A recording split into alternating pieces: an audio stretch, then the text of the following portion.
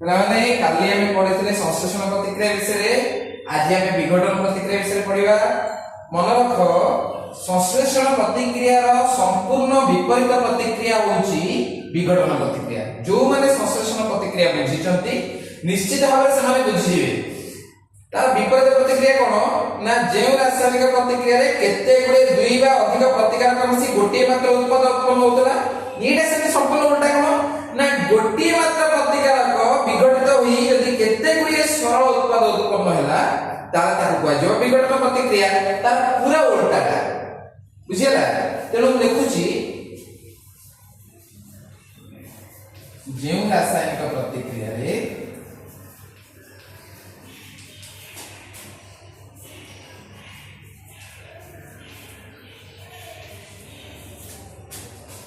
ଗୋଟିଏ ମାତ୍ର ପ୍ରତିକାରକ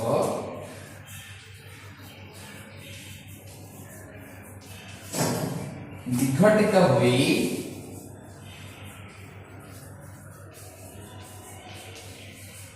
କେତେ ଗୁଡ଼ିଏ ସରଳତର ଉତ୍ପାଦ उत्पन्न हुए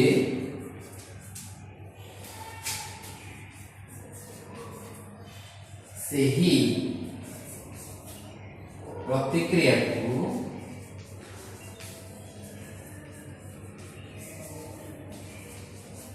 विघटन प्रतिक्रिया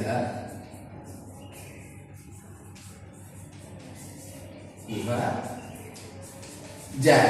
देखो टोटल उल्टा सेते बळे हमर जोटा थिला संश्लेषण प्रतिक्रिया सेथरे दुई बा अधिक प्रतिकारक मिसी गोटी उत्पन्न होतला। एठी कोन हला ना गोटी प्रतिकारक माने विघटित हेकी केते गुरे सरलतर उत्पाद उत्पन्न होतला। मन को पुनी आ कोन ना सेटा हमर जो संश्लेषण प्रतिक्रिया थिला ताहा ताप उत्पादित थिला, माने से रासायनिक प्रतिक्रिया रे ताप उत्पन्न होतला। किंतु हमर जोटा एटा हम कोन विघटन प्रतिक्रिया एथिरे ताप शोषित हुए बा ताप ग्राही बा ताप ग्रहण करे। एटा गोटे उदाहरण दउची, हमर कैल्शियम कार्बोनेट तार संकेत कोन ना CaCO3 जदि ताप पाइला ताले कोन हबो ना एटा विघटित होई कि calcium oxide plus carbon dioxide gas मिलियो। देखो कोन ना कैल्शियम कार्बोनेट ताप पाइला पर देखो एटा गोटी मात्र प्रतिकारक, ये ताप पाई की कोन हला ना केते गुडी दीटा समतल उत्पाद, गोटा कैल्शियम ऑक्साइड आ गोटा कोन तमरा कार्बन डाइऑक्साइड। एटा जे ताप शक्ति एटा हला तापीय विघटन। एटा की विघटन? तापीय विघटन। आ टिके बुझी न पिला माने विघटन हमर तीन प्रकार होई। भलो भाबरे बुझ विघटन तीन प्रकार कोन ना, गोटे होची तापीय विघटन, गोटे हला वैद्युतिक विघटन, आ उटा होची आलोकीय विघटन। जदि विघटन बेले ताप शक्ति विनियोग होथिबो, जदि ताप शक्ति विनियोग हला ताले सेटा हला तापीय विघटन। ठीक अछि? तापर आसला कोन मन रखो, हमर जदि जल अम्लीकृत जल रे जदि जल को मु कोन करिवि ना जल रे विद्युत प्रवाह करेगी।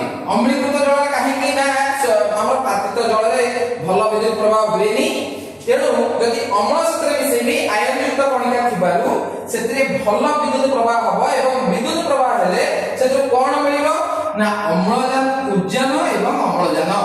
एडी विद्युत शक्ति व्यवहार होतबारु आको कुआ जाय वैद्युतिक विघटन। कोन ना वैद्युतिक विघटन। आ गोटे अछि हमर कोन ना आउटा होची हमर मन रख, आउटा होची हमर राउची आलोकीय विघटन। माने सेतरे कोन ना सूर्यालोक व्यवहार होय। सूर्यालोक व्यवहार कोन ना दादा हमर सिल्वर क्लोराइड जदि आलोक पाइला, सिल्वर क्लोराइड जदि आलोक पाइला सेतु कोन मिलिला ना सिल्वर प्लस क्लोरीन। एटा को कहा जाय कोन ना आलोकीय विघटन।